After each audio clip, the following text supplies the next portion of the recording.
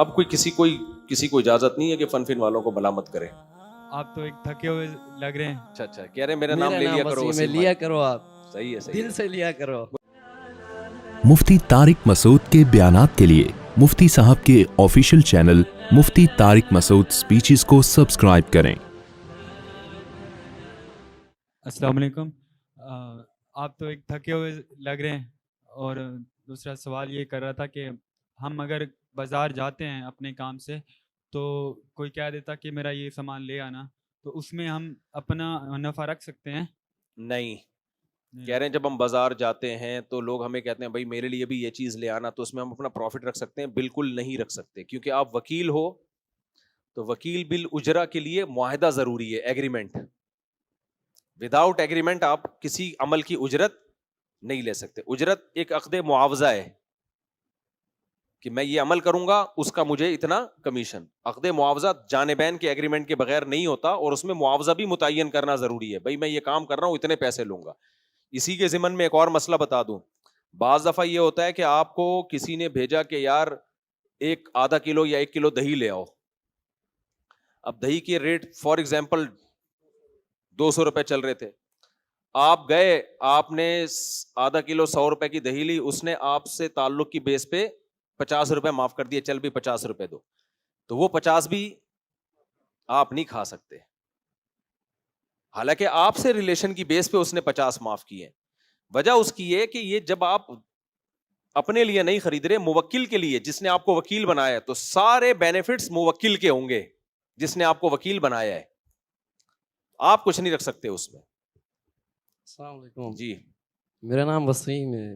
ماشاءاللہ آپ کا نام وسیم ہے. 2-4 دن پہلے بیان سنا, آپ نے بولا وسیم کا نام منع لیا ہے. کہ اچھا منع کر دیا وسیم نے. اچھا کس وسیم نے منع کیا ہے بھائی؟ اچھا کہہ رہے ہیں میرا نام لے لیا کرو وسیم ہے, لیا کرو آپ صحیح ہے دل سے لیا کرو. مجھے بہت لوگ وسیم نام کے ملے ہیں, کہہ رہے ہیں آپ وسیم نام لیا کرو یار. ایک وسیم کا فون آیا تھا کسی کو, اس نے کہا کہ مجھ صاحب کو بولا یار میرا نام نہ لے, تو میں وہ والے وسیم کا تھوڑی لے رہا ہوں, اور دوسرے والے وسیم کا لے رہا ہوں. السلام علیکم جناب. مفتی صاحب, میں اور میری فیملی کافی آپ کو فالو کرتی ہے, اور ریسنٹ جو ہے وہ ایک ویڈیو آپ پہ بنی کامیڈی کی. ریسنٹ ایک ویڈیو بنی تھی لاسٹ منتھ کامیڈی پہ, آپ کو اس پہ پریٹینڈ کیا گیا تھا علماء اکرام کا, اس طریقے سے جو انہوں نے دکھایا ویڈیوز میں, آپ کے فن والوں نے بنائی تھی. اچھا وہ فن والوں نے جو تو بنائی ایک تو آپ کے جامعۃ الرشید کے عبد الودود بھائی ہیں, انہوں نے ایک ویڈیو بنائی, میں نے اس پہ کمنٹ بھی کیا, اور انہوں نے یہ کلیم کیا تھا کہ آپ سے ان کا رابطہ ہوا ہے اور یہ اجازت کے بغیر نہیں بنی ہے. تو میری فیملی کو, میری والدہ کو, مجھے خود وہ ویڈیو بہت عجیب لگی, اور جب میں نے فیس بک پہ ان کا پیج بھی رپورٹ کیا تو وہاں پہ کافی لوگوں کے بھی پازیٹیو کمنٹ آئے, اور اکثر لوگوں کے یہ بھی کمنٹ آئے کہ مفتی صاحب کی اجازت سے اس طرح کی ویڈیو بنی ہے. تو آنے والے جنریشن کے لیے یہ کس طریقے کا پیغام ہے, اور علماء میں اگر اس طرح کی مزاحیہ ویڈیوز بنتی رہیں گی؟ نہیں, میری پرمیشن سے نہیں بنی تھی, کسی نے فن والوں نے وہ ویڈیو بنائی تھی نا, 4 آدمیوں کو برقع پہنا کے پاؤں دبا رہے ہیں, تو یہ تو میرے گھر والوں کو بھی غصہ آیا تھا اس پہ, اور مجھے بھی بہت برا لگا تھا. تو جو جامع الرشید میں JTR میں مولانا عبد الودود صاحب ہیں, انہوں نے بھی ریئیکشن ریکارڈ کروایا تھا.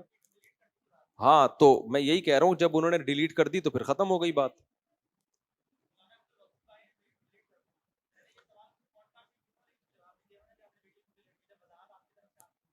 میری طرف سے وضاحت یہ آ چکی ہے, یہ میں کر رہا ہوں کہ میری پرمیشن کے بغیر بنی ہے. وہ کوئی بھی آدمی نہیں چاہے گا کہ گھر کی چیزوں کو, چاہے وہ فیک اس میں ہی کیا جائے. میری ذات کی حد تک تو ٹھیک ہے, وہ میری بھی نقل اتارتے رہتے ہیں یوں کر کے, وہ ٹھیک ہے, وہ اتنا بھی وہ نہیں ہے, وہ چلو چلتا ہے وہ. لیکن یہ کہ ایسے 4 آدمیوں کو برقع پہنا کے بٹھا دینا اور پھر وہ اس طرح, یہ پھر غلط ہے.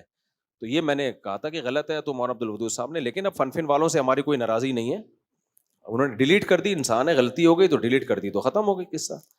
اب مجھے کوئی فن والوں سے اب کوئی گلہ شکوہ نہیں ہے. جب ڈیلیٹ کر دی تو چلو, انسان سے غلطی ہو گئی, ڈیلیٹ کر دی تو اس غلطی کی اس نے تلافی کر دی, تو ختم ہو گئی بات. اب کسی کو اجازت نہیں ہے کہ فن والوں کو ملامت کرے. السلام علیکم.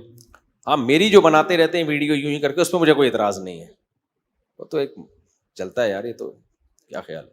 جی مفتی صاحب, سوال یہ پوچھنا تھا کہ وضو کے بارے میں, کہ اگر جلدی میں ہو یا گھر میں پانی کی کمی ہو تو کیا جو وضو کے فرائض ہیں صرف وہ ادا کر کے وضو, ہاں پانی کی کمی ہے یا کوئی بہت اسپیڈ میں ہے تو وضو کے فرائض ادا کر لیں, لیکن اس سے کتنی اسپیڈ فرق پڑ جائے گا کلی کرنے اور ناک میں پانی ڈالنے میں.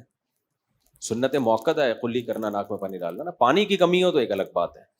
اور دوسرا سوال یہ کہ سورہ رحمان کی روزانہ تلاوت کرنے کے کیا فضائل ہیں؟ کچھ اس کے سورہ رحمان کے روزانہ تلاوت کرنے کی اسپیسیفک کوئی فضیلت تو میری نظر سے نہیں گزری، لیکن بار بار آپ جب یہ آیت پڑھتے ہیں فَبِأَيِّ آلَاءِ رَبِّكُمَا تُكَذِّبَانِ، تو اللہ کی نعمتوں کا ایک استحضار ہوتا ہے، نعمتوں کی طرف توجہ ہوتی ہے، تو اگر کسی کو اللہ توفیق دے تو پڑھ لینی چاہیے روزانہ۔ السلام علیکم مفتی صاحب، میرا سوال یہ ہے کہ قسطوں پہ سامان لینا کیسا ہے؟ کیونکہ 100 روپے کی سامان میں نے وہ 50% لیتے ہیں۔ قسطوں پہ سامان لینا جائز ہے بشرطے کہ اسی وقت قیمت طے ہو جائے۔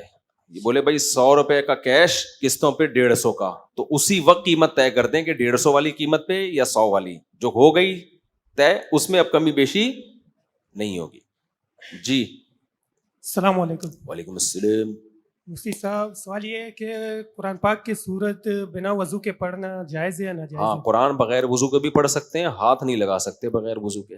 صورتیں اس کے پڑھ سکتے ہیں؟ ہاں پڑھ سکتے ہیں، صورتیں ہی پڑھیں گے اور کیا پڑھیں گے قرآن میں، کچھ اور بھی ہے؟ جی اچھا، ان کی ویڈیو بھی بن رہی ہے، ویری گڈ، زبردست یار۔ جی جی پوچھیں۔ السلام علیکم۔ وعلیکم السلام۔ ایک تو میرا سوال یہ ہے کہ جو بھی آپ نے بات کی تھی نا، ہے ایک میرا سوال یہ ہے، جو بھی آپ نے بات کی تھی نا کہ ایک لڑکا چھوٹی چھوٹی سی باتوں پہ رشتے ریجیکٹ کر رہا تھا، تو کیا چہرے کی وجہ سے رشتہ ریجیکٹ کرنا کیسا ہے؟ اور دوسرا یہ ہے کہ اگر آپ کی کسی ایسی لڑکی سے شادی ہو رہی ہو جو کہ ماڈرن ہو، لیکن آپ کے اس کے ساتھ پہلے سے ریلیشن ہو، اور وہ اس پر ایگری ہو کہ شادی کے بعد میں یعنی کہ پردہ وغیرہ کر لوں گی اور مطلب دین سیکھنے کی کوشش کروں گی، تو اس پر کیسا ہے؟ اور دوسرا یہ ہے کہ بغیر کسی استاد کی گائیڈنس کے قرآن کریم کا ترجمہ پڑھنا کیسا؟ کہہ رہے ہیں کہ بھئی وہ کسی خاتون کی کو شکل کی وجہ سے ریجیکٹ کرنا کیسا ہے؟ دیکھو، شکل کی وجہ سے ریجیکٹ کرنا جائز ہے، لیکن سب سے پہلے دین کو ترجیح دینی چاہیے، حدیث میں آتا ہے شکل بعد کی چیز ہے۔ ایک خوبصورت ہے دیندار نہیں ہے، ایک دیندار ہے خوبصورت نہیں ہے، تو پھر ترجیح کس کو دو گے؟ دیندار کو۔ یہ خوبصورتی کی ٹھڑک جو ہے نا تھوڑے دنوں میں ختم ہوتی ہے، جب بچے پیدا ہوتے بگڑنا شروع ہوتے ہیں۔ ہاں، دیندار بھی ہے خوبصورت بھی ہے، اور ایک دیندار ہے خوبصورت نہیں ہے، تو چلو بھائی وہاں دینداری بھی مل رہی ہے خوبصورتی بھی مل رہی ہے، تو پھر خوبصورتی کی بیس پہ ترجیح دے دو۔ تو سب سے پہلے دین کو رکھو، اس کے بعد خوبصورتی یہ ساری چیزیں اس کے بعد کی چیزیں۔ تو دین کے ترجیح دینے کے بعد اگر کوئی خوبصورت نہ ہونے کی بیس پہ ریجیکٹ کر دیتا ہے تو ٹھیک ہے، لیکن اس میں بھی ایک لمٹ ہونی چاہیے۔ کچھ لوگوں کا ایسا معیار ہوتا ہے، اپنے آپ کو کبھی شیشے میں غور سے دیکھا نہیں ہوتا انہوں نے۔ ہمارے ایک جاننے والے تھے، ان کی شادی ہوئی، لڑکا تھا، تو اس کے احساس کمتری میں چلا گیا، جب دلہن کو دیکھا نا تو بار بار کہ میری بیوی تو خوبصورت نہیں ہے۔ تو ہمارے استاذ واقعہ سنا رہے تھے، کہتے ہیں اس کو میں نے کہا کہ تو نے کبھی اپنے آپ کو شیشے میں دیکھا ہے؟ کہہ رہے 100 دفعہ دیکھا۔ کہہ رہے آج اس نیت سے دیکھ کے میں خوبصورت ہوں یا نہیں ہوں۔ کہہ رہے جب دیکھا نا تو ذرا بھی اس میں حسن نہیں تھا۔ کہہ رہے جب اس نیت سے دیکھا نا بہت غور کیا کہ کسی حسن کچھ نظر آ جائے، تو نظر ہی نہیں آیا نا اپنے اندر۔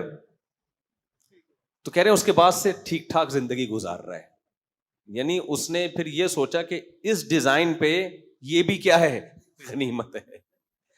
تو اپنی حیثیت بھول جاتا ہے انسان، کبھی مالی حیثیت بھول جاتا ہے، کبھی جسمانی حیثیت بھول جاتا ہے۔ ہر ایک کو حسینہ چاہیے بھائی، ساری دنیا، وہ سارے مزے دنیا میں نہیں اللہ نے رکھے، ایک حد ہوتی ہے، ٹھیک ہے کسی حد تک اٹریکشن ہو تاکہ اس سے محبت بھی تو ہو نا، تو لیکن بہت زیادہ اس میں جانا اور بالکل ذرا رنگ بھی ایسا ہونا چاہیے اور ناک ایسی ہونی چاہیے، قد اتنا ہونا چاہیے اور یہ والی زبان ہونی چاہیے اس قوم کی، جو لوگ یہ کرتے ہیں پھر ان کو اس طرح کی مل جاتی ہے، لیکن ان کی حالت یہ ہوتی ہے کہ جب دانت تھے تو بادام کھانے کے پیسے نہیں تھے، اب جب بادام آئے ہیں تو منہ میں کھانے کے لیے دانت بچے نہیں۔ تو مل تو گئی حسینہ، لیکن خود اب اتنی عمر ہو گئی ہے کہ اب وہ بڑھاپے کی طرف جانا شروع ہو گئے، بچے بڑھاپے میں پیدا ہو رہے ہیں، تو ہر چیز کی ایک حد ہوتی ہے یار، مل جائے اٹریکشن لگے تو بس اللہ کا نام لے کے کر لو۔